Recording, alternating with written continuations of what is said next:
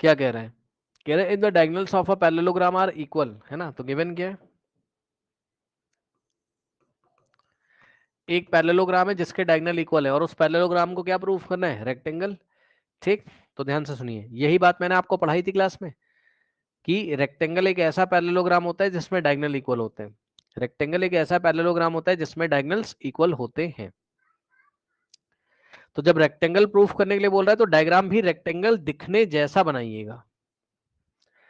जब rectangle proof करने के लिए बोल रहा है तो डायग्राम भी रेक्टेंगल दिखने जैसे बनाइएगा, जिससे कि आपको क्वेश्चन का फील आ जाए, जिससे कि आपको क्वेश्चन का फील आ जाए, है ना? सो तो गिवन क्या है बच्चों?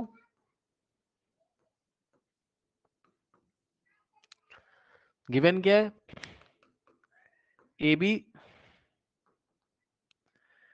ABCD is a parallelogram, is a parallelogram. ABCD एक पैरेललोग्राम है और कह रहा है कि डायगोनल्स आर इक्वल, है ना? जिसके डायगोनल्स इक्वल है, मतलब कि समझिएगा, मतलब AC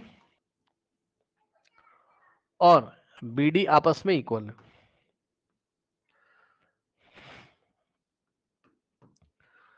okay, in which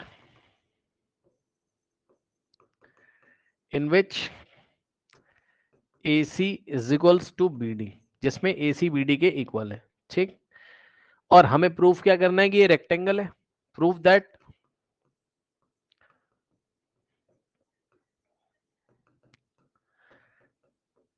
it is a rectangle. और रेक्टेंगल करने के लिए बस आपको कोई भी एक एंगल 90 दिखा देना है। बहुत आसान है भाई, कुछ नहीं करना है इसमें। देखो आप एक काम करो, क्या आप ट्रायंगल ADC को कॉन्ग्रेंट कर दो BCD के। कैसे करोगे? AD का लेंथ किसके इक्वल है? BC के। Opposite sides of parallelogram are equal. AD is equals to, देख लो भाई, AD is equals to BC, है ना? AD is equals to BC। Reason क्या है बताइए? ऑपोजिट साइड्स ऑफ पैरेललोग्राम, है ना? Opposite sides of parallelogram.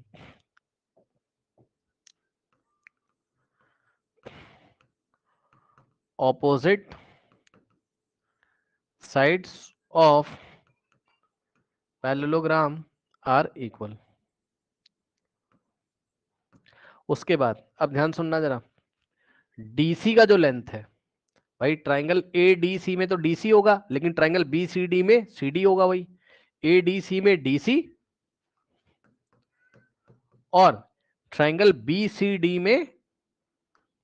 BCD में उसी को हम क्या बोलेंगे? CD।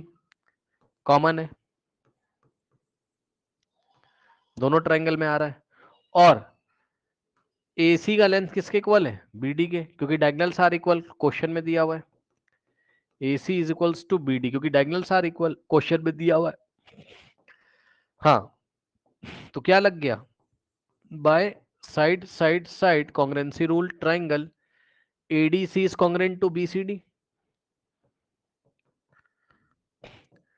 ADC is congruent to triangle BCD। और जब दोनों कॉन्ग्रेंट हो ही गए तो बाय CPCT क्या हो जाएगा बताइए? बाय CPCT क्या हो जाएगा बताइए?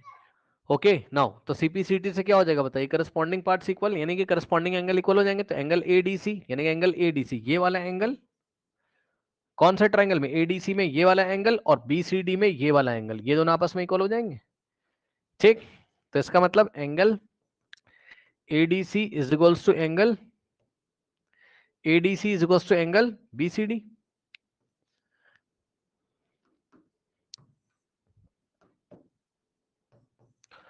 और जब ये दोनों ट्राइंगल इक्वल हो ही गए तो इसको एक्स एक्स मान लो, यहां पे कर दूं, समझ जाओगे।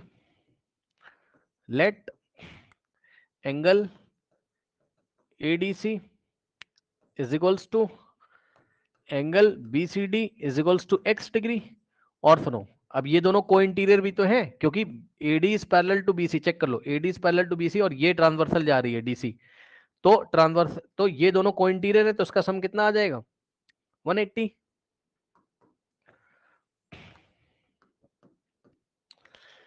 यानी कि एंगल AD,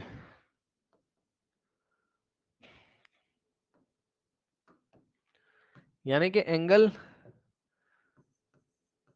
ADC और plus angle BCD is equals to 180 और दोनों x x है तो x degree plus x degree is equals to 180 तो x plus x 2x is equals to 180 तो x इज इक्वल्स टू 90 हो जाएगा। ठीक, और x जैसा ही 90 होगा तो दोनों 90 हो जाएंगे, समझ गए ना। तो इसका मतलब ये वाला भी 90 हो जाएगा और ये भी, और फिर वर्टिकली अपोजिट से ये भी 90 हो जाएगा और वर्टिकल अपोजिट से ये भी 90।